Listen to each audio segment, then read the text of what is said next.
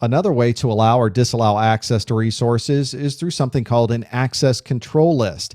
You may hear this referred to as ACLs or as ACLs. The access control lists are things that you would assign to an object or a network that would allow permission to that object or that network.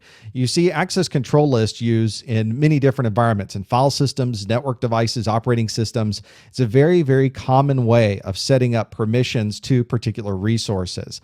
And for instance, this is the way you do an access control list. To be listing out permissions of a file, for instance. In this access control list, Bob can read the files. Fred can access the network. James can access the network 192.168.1.0/24 using TCP ports 80, 443, and 8088.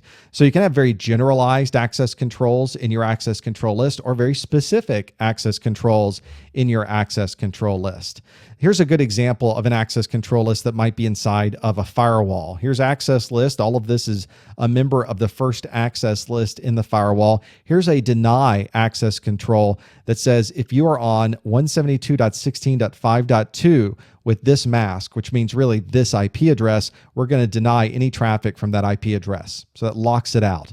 Here's another one, access control list. We're going to deny 172.16.5.3. So the first two of these rules in this access control list are denying traffic to individual IP addresses. And here's the last access control that says permit any, which means if you aren't 172.16.5.2 or 172.16.5.3, everybody else is allowed to communicate. That's a very simple access control list, but it gives you an idea of looking at a router or looking at a firewall, the process it goes through to go down that list and allow or disallow access to resources on the network.